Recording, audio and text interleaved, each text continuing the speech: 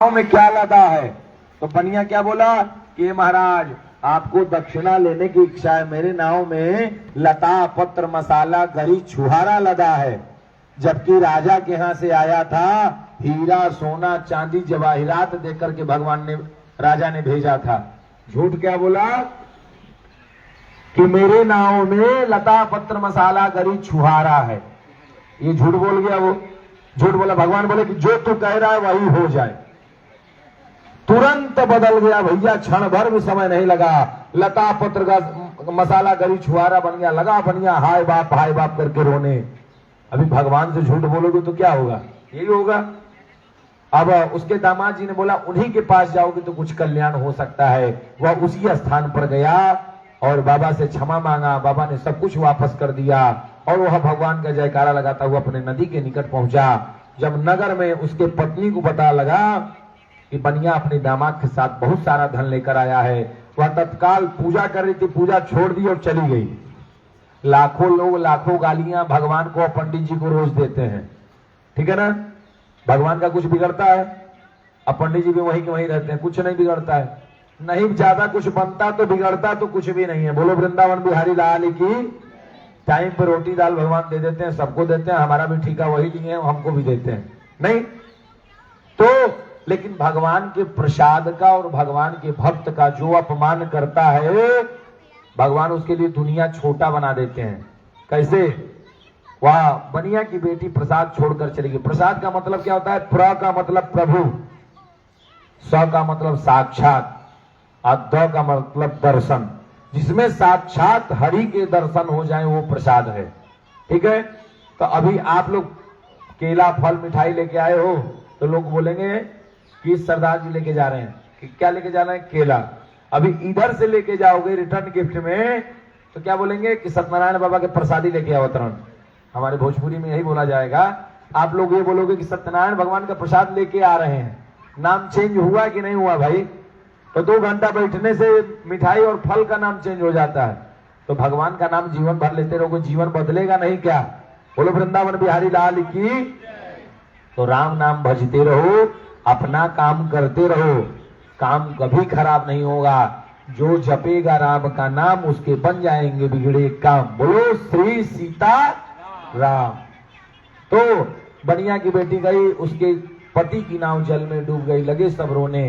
वो आकाशवाणी हुई कि हे बनिया तेरी बिटिया मेरा प्रसाद छोड़कर आई है, पुनः घर जाएगी, प्रसाद ग्रहण करके आवेगी, इसे इसके पति के दर्शन होंगे। वह घर गई, प्रसाद ग्रहण करके आई, उसे उसके पति के दर्शन हो गए। और बनिया हर पूर्णिमा और संक्रांति को व्रत कथा करता हुआ अंत में सत्यपुर लोक को गया। इति स्कंद पुराणे रेवा खंडे सत्यनारायण कथाएं चतुर्थो अध्याय। वृंदावन बिहारी लाल की।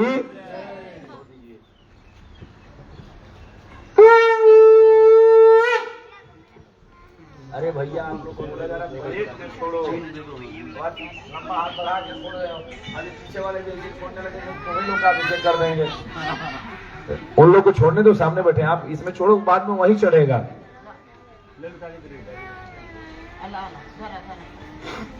बोलिए राधे राधे राधे। तेज बोलना पड़ेगा। कुंभकर्ण के दोस्त का नाम था निद्रा देवी। क्या नाम था? जब कुंभकर्ण का वध किए भगवान तो निद्रा देवी ने श्राप दिया कि जाओ श्री राम मैं तुम्हें शापित करती हूँ कि तुम्हारी कथा सुनने से लोगों का कलयुग में कल्याण होगा, वो मैं होने नहीं दूंगी। तो घुटना दर्द करने लगेगा, कमर दर्द करने लगेगा, जम्हाई आएगी। 3 घंटा थिएटर में बैठो फिल्म देखने, न जम्हाई आती है न कुछ, पॉपकॉर्न खाते हुए आराम से टिक टिक टिक पूरा पर्दे पे ही नजर रहती है कि नहीं? गलत बोल रहे हैं। लेकिन कथा में 14 बार आसन चेंज करोगे। हम तो पहले भी बोले जो नहीं बैठ पाए वो कुर्सी पे बैठ जाए, है नहीं? तो कथा सुनने से लोगों का कल्याण होता है। कतई निद्रा देवी वो होने नहीं देना चाहती हैं, इसलिए निद्रा देवी को भगाओ और राम राम का जयकार लगाओ। बोलो श्री सीताराम नाम भगवान की।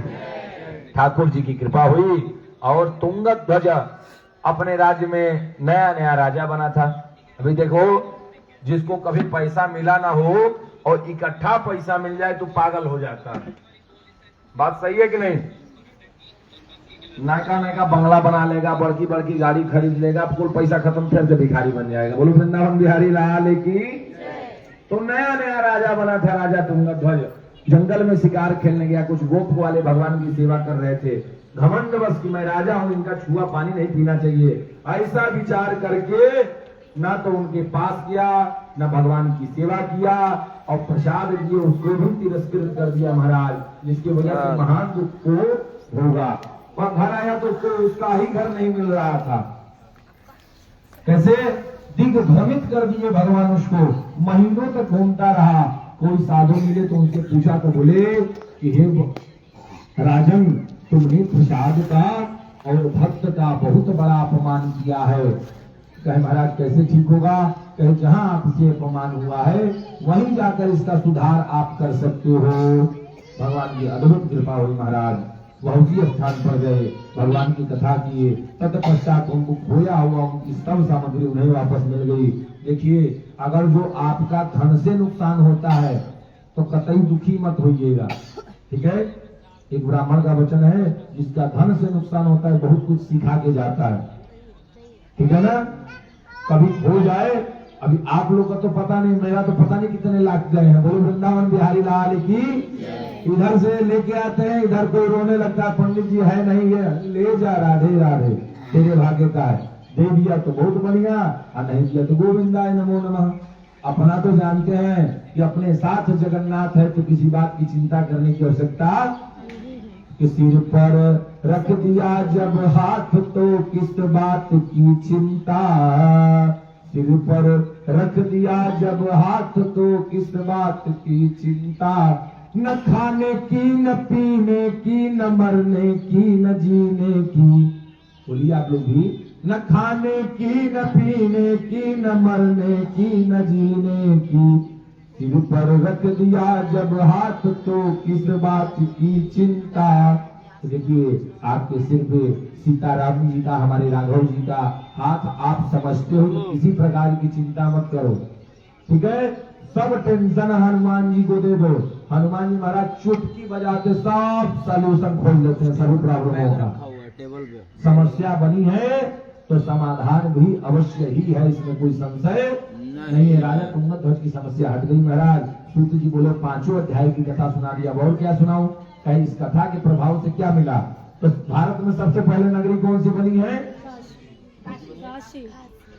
सबसे बाद में बोले हैं, बोली वृंदावन बिहारी लाल की।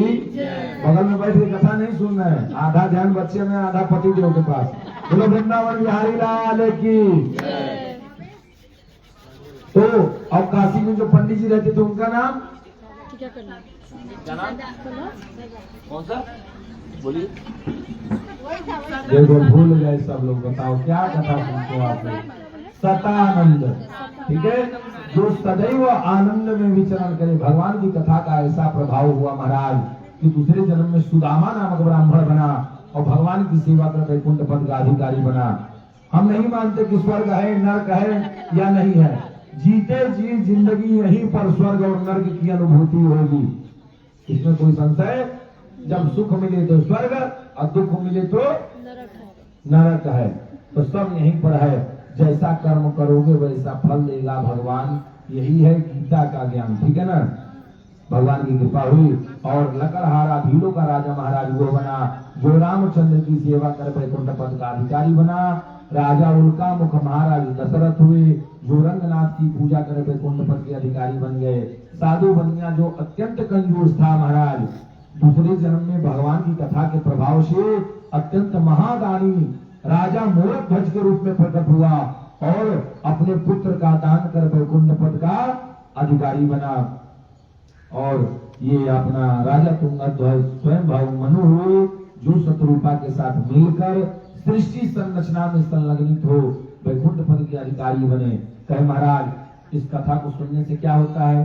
तो इस कथा को सुनने से विद्यार्थी लभते विद्याम, धनार्थी लभते धनम, पुत्रार्थी लभते पुत्रान, मोक्षार्थी लभते गतिम। धन वाले को धन मिलता है, पुत्र वाले को पुत्र मिलता है जो पुत्र चाहता है, और विद्या वाले को विद्या अर्जन भगवान करा देते हैं, और जो मोक्ष चाहता है उसको तत्काल भगवान गति प्रदान करते हैं, ठीक है। तो इससे तो सब कुछ होता है, और भी भगवान का नाम। दुनिया में ऐसा कोई काम हो ही नहीं सकता जो भगवान का नाम लेने से न हो। अब ये नहीं कि हम पढ़ रहे नहीं और कहें हे भगवान हम फर्स्ट आ जाए, हम भगवान हम फर्स्ट आ जाए, फर्स्ट थोड़ी आओगे। कर्म तो आपको करना पड़ेगा, पढ़ना तो आपको पड़ेगा। पढ़ने के बाद 22 लाख कोई फेल होता है तो उसके लिए भगवान है, उसको बचाते हैं मेरे भगवान। ठीक है, अभी देखो खाना खाने में लोग कहें कि हम सबसे ज्यादा खाते हैं, तो सबसे ज्यादा कौन से भगवान खाते हैं बताओ आप लोग? गणेश भगवान। अरे 4 मोदक में पेट भर जाता है इनका, इतना खाएंगे राजन से ज्यादा तो हम ही खाते हैं। बोलो वृंदावन बिहारी लाल की। सबसे ज्यादा कौन से भगवान खाते हैं? हनुमान जी। जगन्नाथ भगवान 56 भोग रोज लगता है उनको। क्या लगता है? 56 भोग रोज, मटके के ऊपर मटका, मटके के ऊपर मटका, ऐसे करके पकता है हमारे भगवान का भोजन। और सबसे ऊपर वाला मटका पहले पक जाता है। तो जो कोई भगवान की माया है नहीं है, आप जलाओगे तो सबसे ऊपर वाला पहले पकेगा कि नीचे वाला? और वहां सबसे ऊपर वाला पकता है।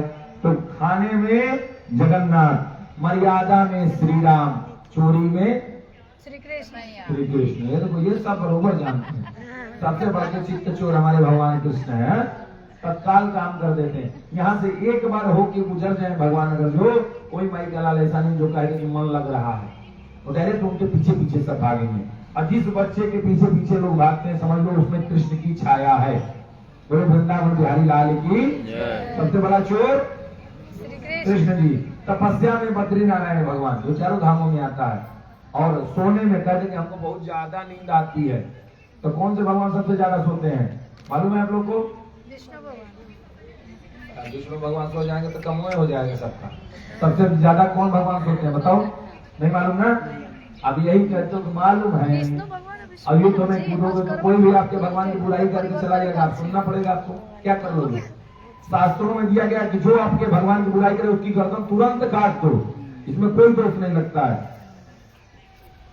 हमारे शास्त्र में लिखा गया है कि जो आपके भगवान की बुराई करे तुरंत गर्दन काट दो, उसमें कोई संशय नहीं है। लेकिन इतने धर्म के चोर बैठे हुए के सामने भगवान को गाली देना, वो बैठ के हंसते हैं। तो इससे बढ़िया दुर्दिन उनका नहीं आएगा। वो निशाचर विष्ठा के समान है। जैसे समाज में विष्ठा होता है वैसे है, जो सामने भगवान को गाली दे आप सुनते रहो। ये शास्त्रों का वचन है। ब्राह्मण अगर जो शास्त्र सिखाता है तो शस्त्र चलाना भी सिखाता है, वो जानता भी है। भाई देखो एक ब्राह्मण है तुम्हारे समाज में जिसके कारण धर्म बचा हुआ है, नहीं तो आपको तो गा बजा के कभी ले लेंगे, सब बरगला के तुरंत मिला लेंगे अपने में, कोई संशय नहीं है। अभी देखो सिखा रखते हैं तो जो सिखा रखता है उसको पंडित जी लोग बोलते हैं। नहीं, अरे कोई जरूरी स्टाफ थोड़े लगा कि पंडित जी है तो सिखा रखेगा। सिखा सबको रखना चाहिए। सनातन धर्म को मानते हो, सिखा और टीका ये 2 चीज आपके लिए इंपॉर्टेंट है। ये रखोगे और ज्यादा सुंदर दिखोगे। कुछ लोग तो कहते हैं पंडित जी भत्ता दिखने लगता है, चोर कहेंगे। सनातन में क्यों आ गए? धर्म बदल लो तुम। टीका अगर तो गंदा दिखता है तो ऐसा नहीं करना चाहिए। तो सनातन की अवलंबी बनो सरकार। सनातन धर्मो रक्षति रक्षिता, जो धर्म की रक्षा करता है धर्म सदैव उसकी रक्षा करता है। और मैं बोलता हूँ सनातन पूरा सपोर्ट करेगा उसका, जो अपने धरती माँ का नहीं है, अपने माँ बाप का नहीं है, दुनिया में वो किसी का नहीं हो सकता है। और भगवान को उसका बिल्कुल नहीं होगा। जो अपने माँ बाप की सेवा नहीं करेगा भगवान कभी उसको नहीं पूछ सकता। कोई भी भगवान बताओ जो धरती पे आया हो और अपने माँ बाप की सेवा न किया हो या वचन को न माना हो। राम को क्या जरूरत थी 14 साल वन में भटकने की? कोई जरूरत थी क्या? चक्रवर्ती सम्राट थे, पूरे भारत नहीं पूरे विश्व पे राज्य चलता था राम का, लेकिन फिर भी नंगे पैर चले। क्या? एक वचन को निभाने के लिए। आज इसलिए वो राम जय श्री राम बोले जाते हैं। आज तो आप रोज वचन तोड़ रहे हो, आपको कौन पूछेगा भैया? इसीलिए आपका श्राद्ध मनाया जाता है, उनकी जयंती मनाई जाती है। नहीं, गांधी जी अच्छा काम करेंगे इसलिए जयंती मनाते हैं। सुभाष चंद्र बोस अच्छा काम करेंगे इसलिए जयंती मनाते हैं। हम जैसे निशाचर ये पूरे भ्रमण करते हैं भारतवर्ष में, जिनका श्राद्ध ही मनता है, जयंती तो नहीं मन सकती। बोलो वृंदावन बिहारी लाल की। गुस्से में परशुराम, एक बार गुस्सा आ गया, गणेश जी की सूंढ़ें उड़ा दिए और दांत मारे तो सूंढ़ फेंकते लेकिन दांत खुले लिए। ऐसे किए, परशु अलग दांत अलग। बोलो वृंदावन बिहारी लाल की। तो परशुराम को गुस्सा आता था, 21 बार छत्र विहीन किया इस पृथ्वी को। क्यों? क्योंकि कामधेनु गाय के चक्कर में झगड़ा हुआ और वही झगड़ा को निपटाने के लिए उनके पिताजी को मारने लगे सब। तो पिताजी को बचाने के लिए कहीं एक भी छत्री रहने ही नहीं दूंगा पूरे धरा पे। लेकिन फिर भी ठाकुर जी तो ठाकुर जी हैं, किसी को कोई मार ले ऐसा माई का लाल किसी धारा धाम पे आया नहीं। अगर जो आपने किसी का खराब नहीं किया है, इस जगत में कोई भी आपका खराब नहीं कर पाएगा। अपने गुरु के वचनों पे पूरा विश्वास रखो, और नहीं तो ऐसे ही सो जाओगे। बोलो वृंदावन बिहारी लाल की सो जाते हैं कुछ लोग, ठीक है। ठाकुर जी महाराज की तो नींद आप लोग को पक्का आएगी। मैं बोल रहा था ना, भगवान की कथा सुनने नहीं देती है निद्रा देवी। तो चोरी में कृष्ण जी, मर्यादा में राम जी, खाने में जगन्नाथ जी, सोने में रंगनाथ भगवान 24 घंटे सोते हैं। 10 मिनट के लिए पट्ट खुलता, केवल भोजन प्रसाद अंदर गया, फिर पट्ट बंद, भगवान सोते। रंगनाथ भगवान को कौन लाया था? विभीषण ले जा रहा था लंका। भगवान कहे रुको थोड़ा आराम कर लेते हैं। विभीषण कहा ठीक है प्रभु आराम क्या करेंगे, वहां धरती में रह गए, उठे ही नहीं। तो भगवान तो भी भारत छोड़कर जाना नहीं चाहते, लेकिन भारत वालों को ऐसा नशा चढ़ा के अपना पैसा खर्चा करके विदेश जाते हैं। बोलो वृंदावन बिहारी लाल की। तो रंगनाथ भगवान अकूट संपत्ति में जिसके संपत्ति का कोई आदि अंत ना हो, वो है पद्मनाभ स्वामी। बहुत संपत्ति है। और कहते हैं सोने में, दूसरे गोल्ड में भगवान कौन से हैं बताइए? आप लोग को मालूम है? सोना इतना पहले मालूम नहीं, सोना वाला भगवान कौन सा है? तिरुपति बालाजी। बोलो वृंदावन बिहारी लाल की। कुंटलों सोना हमारे भगवान पहनते हैं। अपने पत्नी को साड़ी कितने की देगा? कुछ ये सब का सीईओ हो, अपने पत्नी को उसके एनिवर्सरी की साड़ी कितने की दे सकता है? 1 लाख। बहुत हो जाएगा ना, 1 लाख से ज्यादा की नहीं देगा। 40 करोड़ की साड़ी भेजते हैं मेरे भगवान तिरुपति बालाजी कोल्हापुर महालक्ष्मी को हर दीपावली को। उस साड़ी को चढ़ा करके उस साड़ी की नीलामी होती है। जिन पे महालक्ष्मी ने अद्भुत कृपा किया, ऐसे धनपति लोग उसको खरीदते हैं। अब पहनते नहीं बिल्कुल भी, उसकी पूजा करते हैं सालों साल, क्योंकि कई सालों की कमाई लगाएगा तो एक साड़ी खरीद पाएगा। बोलो वृंदावन बिहारी लाल की। तो ऐसा पति होना चाहिए और ऐसी पत्नी, ठीक है। और दानी कैसा होना चाहिए? सबसे बड़े दानी कौन है? सबसे बड़े दानी कौन है? नहीं मालूम? पूजा रोज करते हो। बोलो वृंदावन बिहारी लाल की। अरे इनके पापा है शंकर भगवान। पार्वती मैया बोली भोले जी से कि तुम मेरे लिए कुछ करते नहीं हो। कहे क्या नहीं करते हैं? कहे अरे सबकी पत्नियां बढ़िया बढ़िया महल में रह रही हैं, हमको ये कैलाश में तुम सूखे बर्फ के बीच में सुखा रहे हो। तो कहे क्या चाहिए तुमको बताओ? कहे हमारे लिए भी महल तैयार कराओ। कहे पार्वती तेरे भाग्य में 7 जन्म तक कोई महल है नहीं। तू महल में पैदा हुई थी हिमालय राज के यहाँ, लेकिन तेरे भाग्य में महल नहीं था, इसलिए मेरे गले पड़ गई। अभी तू कह रही है महल बनाओ, चल मैं एक चक्कर बना भी देता हूँ, लेकिन तू रह नहीं पाएगी। तो कहे क्यों?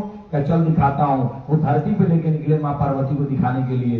एक अंधा था, वो बोल रहा था जय भोलेनाथ कुछ मिल जाए, जय भोलेनाथ कुछ मिल जाए, ऐसे बोल रहा था।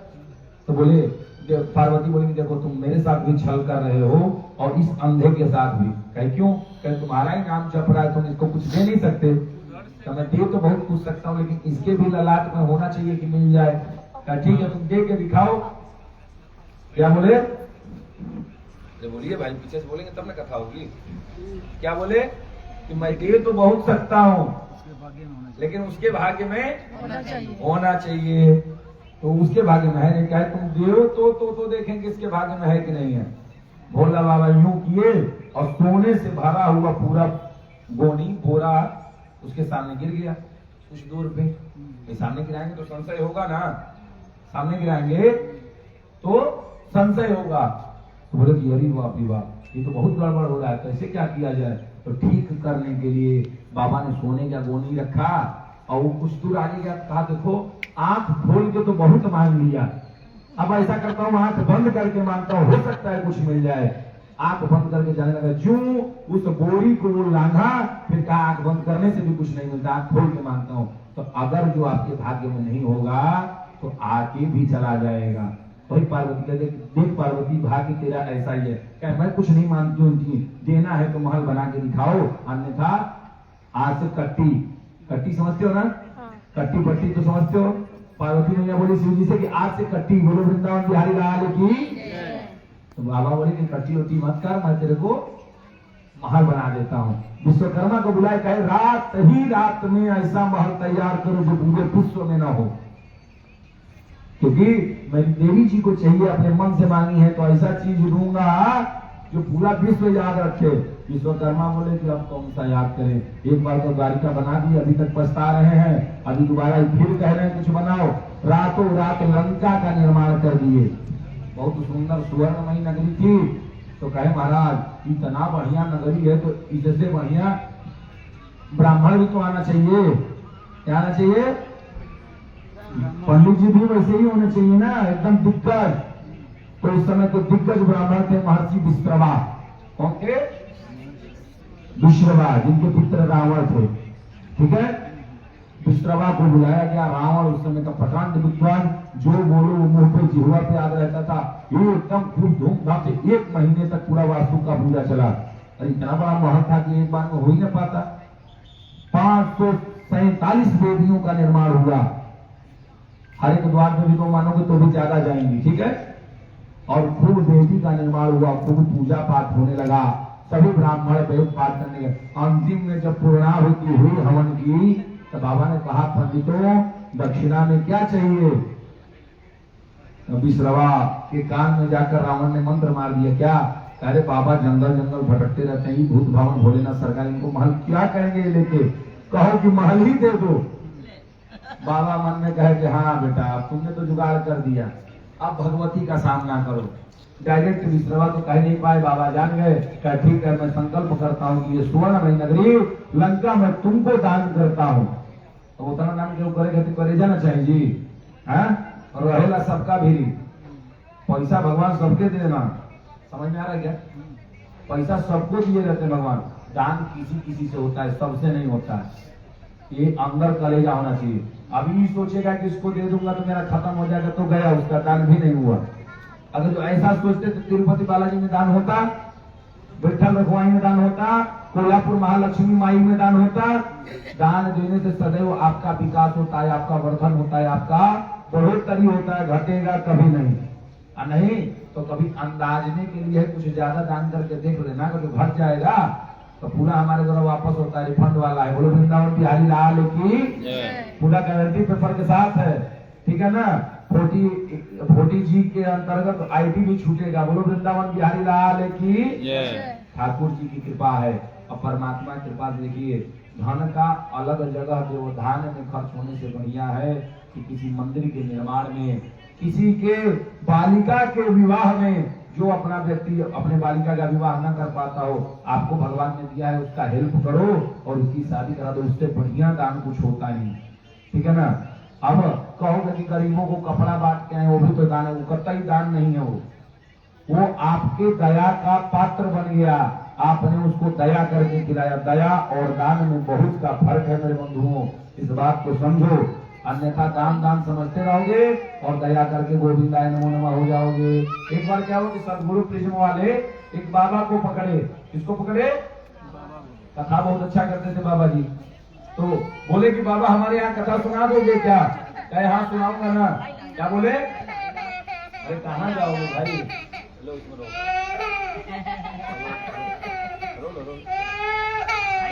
बोलो वृंदावन बिहारी लाल की। बाबा के पास गए और कहे कथा सुना दो। कहे बहुत बड़ा स्टेज बनाओ और मैं उसके बैठ के कथा सुनाऊंगा। बाबा आए और बैठे और पूछे आप लोग भगवान को जानते हो? तो आप लोग क्या बोलोगे? हाँ जानते हैं। क्या बोलोगे? जानते हैं। तो बाबा बोले कि हो गई कथा। बाबा उठ के चला गया। बोलो वृंदावन बिहारी लाल की। बाबा बोला कि हो गई कथा। बाबा उठ के चला गया। सदगुरु जी मैंने सोचने कैसा बाबा है, कुछ सुनाया तो हने बोला जानते हो तो हो गई कथा। अच्छा अब की फिर बुलाओ, अब की बोल देंगे कि नहीं जानते हैं। फिर बुलाए, फिर स्टेज पर बाबा बैठे। कहे भगवान को जानते हो? तो सब लोग बोले कि नहीं जानते। क्या तुम लोग पूरा महामूर्ख हो, जान भी नहीं पाओगे। बोलो वृंदावन बिहारी लाल की। बाबा फिर भाग गए, फिर भाग गए। अब बाबा जी चले गए, सब लोग गुस्सा हो गए। भाई भाई देखो जानते हैं तो भी भाग जाता है बाबा, नहीं जानते तो भी भाग जाता है। अच्छा ऐसा करेंगे, आधा लोग बोलेंगे जानते हैं, आधा लोग बोलेंगे नहीं जानते, कुछ ना कुछ तो बताएगा। बाबा आए, फिर से बैठे। कहे मेरे मित्र बंधुओं आप लोग भगवान से परिचित हैं, भगवान को जानते हैं? आधा बोले नहीं, आधा बोले हाँ। कहते हो जो जानते हो उधर खड़े हो जाओ, जो नहीं जानते हो उधर खड़े हो जाओ। आधा आधा कर दिए। बोले भगवान को आप लोग नहीं जानते हैं, आप लोग जानते हैं क्या? जो जानते हो, जो नहीं जानते उनको जनवा दो, हो गई कथा। बोलो वृंदावन बिहारी लाल की। तो जो हटा दे मन की सारी व्यथा, वही है हरि जी की कथा। भगवान को जानना ही भगवान की कथा है। तो अभी आप लोग जान पाए कि नहीं जान पाए? भ का मतलब भूमि, ग का मतलब गगन, व का मतलब वायु, आ का मतलब अग्नि और न का मतलब नीर। इन पांचों तत्वों का जो निर्माता वही हमारा भगवान है। बोलो श्री हरि नारायण भगवान की। इसी स्कंद पुराण रेवा खंड सतनाम पंचमो अध्याय। बोले लक्ष्मी नारायण भगवान की। इस कथा से यही होता है। जो कोई कह दो कि सदगुरु प्रिजम में भूत लगता है, क्या बोलोगे? तो भगवान को कोई माने ना माने, भूतवा जल्दी मान लेते हैं सब। नित्य से बाहर निकलते श्री गुरु शरण सरोज रजा निज मन मुकुर सुधार अभरणम रघुवर विमल सुदायक फलचार। इस प्रकार का हनुमान चालीसा पढ़ने लगते हैं। हनुमान चालीसा पढ़ने से अगर भूत प्रेत आपके पास नहीं आएगा तो हनुमान जी के स्वामी जी का नाम जपोगे तो आएगा क्या? तो मेरे बंधुओं, सीताराम राधे श्याम जपते रहिए और अपना कल्याण करते रहिए। भगवान का नाम जितना जप लेंगे उतना ऊपर वाले अकाउंट में आप मनी जमा कर रहे हो, वो काम करेगा आपको। एक बार का जपा हुआ राम, राम का गला यानी गोद नसीब करवाता है। तो एक बार राम जपोगे करोड़ों पाप कट जाएंगे अपने आप। अरे एक बनिया आया, पूछा पंडित जी एक बार राम नाम जपने से करोड़ों कट जाते हैं, तो मेरे तो बहुत सारे पाप हैं, करते नहीं है। मैं कहा बेटा मैंने ये कहा था कि राम नाम जपने से पाप कट जाते हैं, आगे वाली बात तो तूने सुना ही नहीं। कह क्या? कह दोबारा पाप कर देगा तो 2 करोड़ बन के तेरे पीछे लग जाते हैं। बोलो वृंदावन बिहारी लाल की। तो एक बार राम जप के पूरा पाप कटा के दोबारा पाप ना करो, ऐसा संकल्प लोगे। देखिए पाप क्या होता है, पाप भी जानने योग्य बात है। आप अपने धर्म पूर्वक अपनी कमाई को कमाएं, उसमें कोई पाप नहीं है। लेकिन अधर्म पूर्वक किसी धन का अर्जन आप करते हैं तो वो आपका पाप कर्म है।